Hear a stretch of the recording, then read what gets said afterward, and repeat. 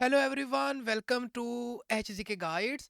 आज हम बात करने जा रहे हैं कनाडा की यूनिवर्सिटी के बारे में, जो कि इंटरनेशनल स्टूडेंट को मोर देन 170 जो स्कॉलरशिप्स है वो ऑफर्ड कर रही है। तो हम डिटेल में बात करेंगे कि कनाडा की ये कौन सी यूनिवर्सिटी है, वो स्टूडेंट जो इस यूनिवर्सिटी में अप्लाई करना चाहते हैं उनके लिए कौन से प्रोग्राम अवेलेबल है और एडमिशन की रिक्वायरमेंट क्या है, किस तरह से स्टूडेंट ने अपनी एडमिशन की रिक्वायरमेंट को चेक करना है, और इसी के साथ साथ जो स्कॉलरशिप अवेलेबल हैं इस यूनिवर्सिटी की तरफ से उनके बेनिफिट्स क्या हैं, इन सब चीज़ों को हम डिस्कस करेंगे।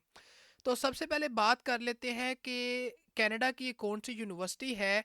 तो कनाडा की जिस यूनिवर्सिटी को आज हम डिस्कस करने जा रहे हैं that is university of Waterloo. तो आपने क्या करना है कि सिंपली जो है सर्च करना है university of Waterloo, and after searching this आपने क्या करना है कि सिंपली जो है इस एड्रेस को फॉलो करना है। So this is the place कि जहाँ पर आपको इस यूनिवर्सिटी की जो इन्फॉर्मेशन है वो मिल जाएगी।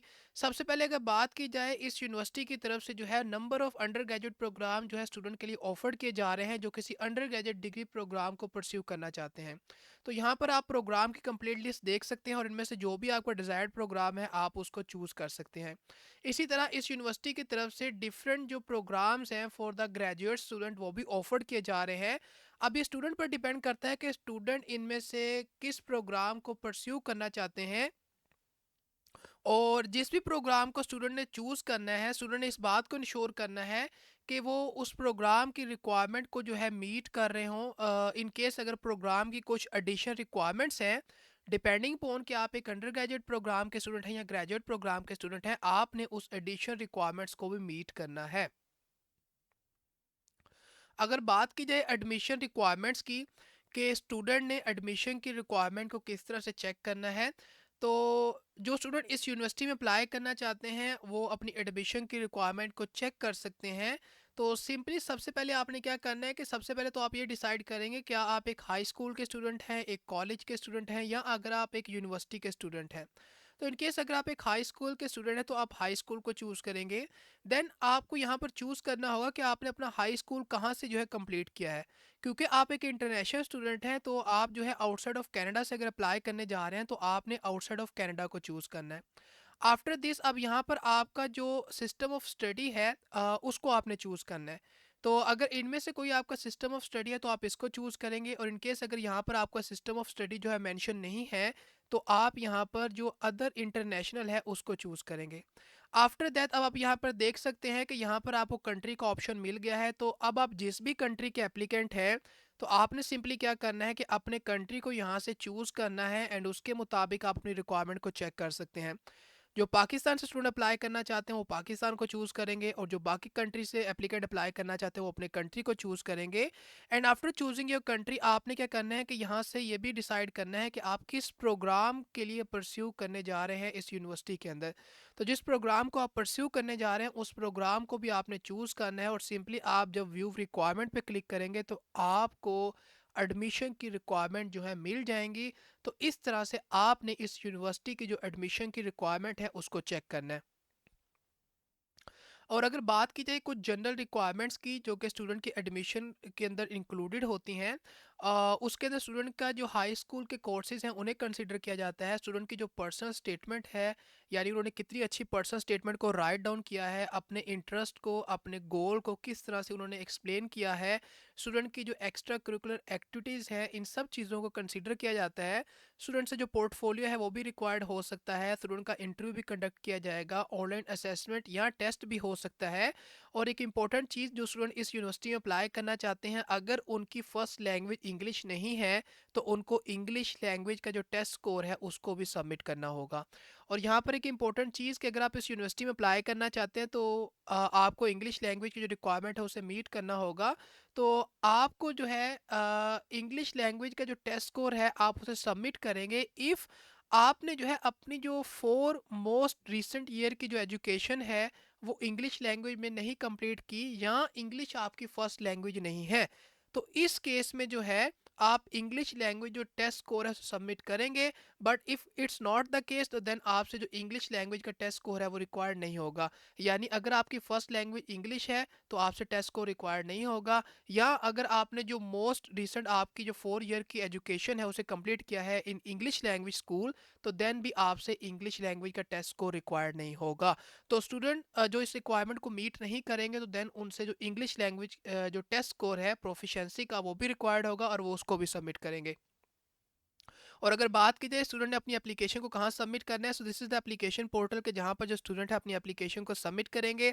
और जो एप्लीकेशन डेडलाइन है that is February 1 for most of the program, लेकिन जो डेडलाइन है ये वेरी कर सकती है डिपेंडिंग अपॉन कि आप किस प्रोग्राम के लिए अप्लाई करने जा रहे हैं। और अगर एप्लीकेशन डेडलाइन की बात की जाए तो यहाँ पर क्लियरली मेंशन है कि जितने भी प्रोग्राम हैं other than the following exceptions जिनको यहाँ पर मेंशन किया गया है, तो जितने बाकी प्रोग्राम हैं उनकी जो एप्लीकेशन की डेडलाइन है दैट इज़ February 1 2024। और जो डॉक्यूमेंट की डेडलाइन है that is February 16 2024। And apart from that अगर आप इन प्रोग्राम के स्टूडेंट हैं तो देन आपको इन डेडलाइंस को फॉलो करना होगा। तो इस तरह से आपने जो अपनी एप्लीकेशन की डेडलाइन है उसे चेक करना है। और अब बात करते हैं उन स्टूडेंट की जो किसी ग्रेजुएट प्रोग्राम के लिए अप्लाई करना चाहते हैं। तो स्टूडेंट ने जिस तरह हमने बात की एडमिशन की रिक्वायरमेंट को इन्होंने भी चेक करना है। और इसी के साथ साथ जो एप्लीकेशन की डेडलाइन है वो डिपेंड कर सकती है कि स्टूडेंट किस प्रोग्राम के लिए अप्लाई करने जा रहे हैं। तो यहाँ पर हमारे पास प्रोग्राम है अप्लाइड मैथमेटिक्स का। तो इन केस अगर आप इस प्रोग्राम के लिए अप्लाई करने जा रहे हैं तो आपको अपनी एप्लीकेशन और जो डॉक्यूमेंट है उसकी जो डेडलाइन है that is January 15 for admission in September, June 1 for admission in January and October 1 for admission in May of the following year. तो ये वो एप्लीकेशन डेडलाइन है जब तक आप अपनी एप्लीकेशन को सबमिट कर सकते हैं। तो जो भी स्टूडेंट अप्लाई करना चाहते हैं ग्रेजुएट प्रोग्राम के लिए उन्होंने अपने प्रोग्राम के मुताबिक जो एप्लीकेशन डेडलाइन है उसको ज़रूर चेक करना है ताकि वो इस बात को इंश्योर कर सके कि वो एप्लीकेशन डेडलाइन को मीट कर रहे हैं और उनकी एप्लीकेशन को कंसीडर किया जाएगा। अगर बात की जाए स्कॉलरशिप्स की तो जो यूनिवर्सिटी ऑफ वाटरलू है ये इंटरनेशनल स्टूडेंट को स्कॉलरशिप की अपॉर्चुनिटी भी प्रोवाइड करता है। और यूनिवर्सिटी ऑफ वाटरलू जो है ऑफर करती है more than 170 scholarships for the international students. और इतनी अमाउंट ऑफ स्कॉलरशिप स्टूडेंट के लिए हो सकती हैं ranging from this amount to this amount. और जो स्टूडेंट हैं उनको ऑटोमेटिकली कंसीडर किया जाता है स्कॉलरशिप्स के लिए, यानी उनसे किसी किस्म की एप्लीकेशन रिक्वायर नहीं होती। डिपेंडिंग पोन के अगर वो एक ऐसे स्कॉलरशिप प्रोग्राम के लिए अप्लाई करने जा रहे हैं जहां उनसे एप्लीकेशन रिक्वायर्ड है देन उनको एप्लीकेशन को सबमिट करना होगा। अब यहाँ पर कुछ स्कॉलरशिप्स हमारे पास अवेलेबल हैं। This is the international student entrance scholarship program और ये जितने भी प्रोग्राम के स्टूडेंट हैं उनके लिए स्कॉलरशिप अवेलेबल है। 20 स्कॉलरशिप्स प्रोवाइड की जाती हैं and this is the amount of scholarship जो कि स्टूडेंट को प्रोवाइड की जाएगी। और स्टूडेंट को ऑटोमेटिकली कंसीडर किया जाएगा, किसी किस्म की एप्लीकेशन से रिक्वायर्ड नहीं होगी। इसी तरह जो faculty of engineering international student entrance scholarship है हमारे पास अवेलेबल है। जितने भी इंजीनियरिंग के स्टूडेंट हैं एक्सेप्ट आर्किटेक्चर वो इस स्कॉलरशिप प्रोग्राम के लिए एलिजिबल हैं। 20 जो स्कॉलरशिप हैं वो प्रोवाइड की जाएंगी and this is the amount of scholarship जो कि स्टूडेंट को प्रोवाइड की जाएगी और स्टूडेंट को ऑटोमेटिकली कंसीडर किया जाएगा, यानी स्टूडेंट से जो एप्लीकेशन है वो रिक्वायर्ड नहीं होगी। इसी तरह यहाँ पर हमारे पास और भी स्कॉलरशिप्स अवेलेबल हैं for the faculty of mathematics global scholarship. और मोस्ट जो प्रोग्राम्स हैं in the faculty of mathematics उनके लिए स्कॉलरशिप अवेलेबल है। और 10 जो स्कॉलरशिप्स हैं वो ऑफर्ड की जाएंगी और जो स्कॉलरशिप है वो इतनी अमाउंट की हो सकती हैं रेंजिंग फ्रॉम $12,000 टू $40,000। तो इतनी अमाउंट ऑफ स्कॉलरशिप स्टूडेंट जो है अवेल कर सकते हैं। और आपको इस स्कॉलरशिप के लिए अप्लाई करना चाहते हैं तो आपसे जो एप्लीकेशन है वो भी रिक्वायर्ड होगी। और इसी तरह हमारे पास यहाँ पर और भी स्कॉलरशिप अवेलेबल हैं और उनके प्रोग्राम्स को भी मेंशन किया गया है। और उनकी जो स्कॉलरशिप की बेनिफिट है उसको भी मेंशन किया गया है। और यहाँ पर मेंशन भी है कि आपसे इन स्कॉलरशिप के लिए जो एप्लीकेशन है वो भी रिक्वायर्ड होगी, यानी स्टूडेंट अपनी एप्लीकेशन को भी सबमिट करेंगे। तो ये हमारे पास स्कॉलरशिप जो है स्टूडेंट के लिए अवेलेबल हैं जो अप्लाई करना चाहते हैं इस यूनिवर्सिटी के अंदर अपने अंडर ग्रेजुएट प्रोग्राम के लिए। और अब बात करते हैं कि वो स्टूडेंट जो किसी ग्रेजुएट प्रोग्राम के लिए अप्लाई करना चाहते हैं तो क्या उनके लिए भी स्कॉलरशिप अवेलेबल है। यस, उनके लिए भी स्कॉलरशिप अवेलेबल है इस यूनिवर्सिटी की तरफ से, that is university of Waterloo graduate scholarship. और यूनिवर्सिटी ऑफ वाटरलू जो ग्रेजुएट स्कॉलरशिप है वो इतनी अमाउंट की स्कॉलरशिप प्रोवाइड करता है per term for up to 3 terms.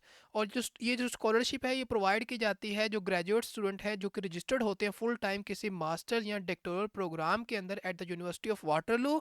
और जो स्टूडेंट हैं उनके पास जो minimum first class 80% cumulative average है वो उनके पास होनी चाहिए, ताकि वो इस स्कॉलरशिप के लिए एलिजिबल हो सकें। और यहाँ पर जो है एलिजिबिलिटी क्राइटेरिया भी मेंशन किया गया है कि जो डोमेस्टिक और इंटरनेशनल ग्रेजुएट स्टूडेंट्स हैं जो कि रजिस्टर्ड होंगे किसी फुल टाइम मास्टर और डॉक्टोरल प्रोग्राम के लिए वो एलिजिबल हैं। मिनिमम 80% क्यूमुलेटिव एवरेज होनी चाहिए। और यहाँ पर आपसे क्लियरली मेंशन है कि जो एप्लीकेशन है वो रिक्वायर्ड नहीं होगी, यानी no application is required from student. Student को ऑटोमेटिकली कंसीडर किया जाएगा।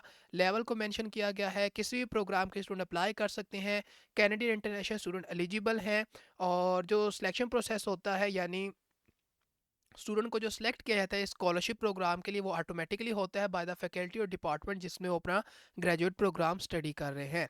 तो ये थी आज की information regarding the university of Waterloo उन स्टूडेंट्स के लिए जो कनाडा से स्टडी करना चाहते हैं और चाहते हैं कि किसी कनाडा की ऐसी यूनिवर्सिटी में अप्लाई करें जो उनको स्कॉलरशिप की अपॉर्चुनिटी प्रोवाइड करे। तो आप इतनी अमाउंट ऑफ जो स्कॉलरशिप है आप अवेल कर सकते हैं, यानी इतनी मैक्सिमम स्कॉलरशिप की अमाउंट आपको प्रोवाइड की जा सकती है अगर आप इस यूनिवर्सिटी के अंदर अप्लाई करते हैं, डिपेंडिंग पोन कि आप किस प्रोग्राम के स्टूडेंट हैं। आई होप सो कि मैं आपको इस अपॉर्चुनिटी को एक्सप्लेन कर पाया और आपके लिए अपॉर्चुनिटी हेल्पफुल होगी, आपको अपॉर्चुनिटी अच्छी लगी होगी। तो आज के लिए इतना ही, मिलते हैं आपको किसी नई अपॉर्चुनिटी के साथ। So till then take care and good bye.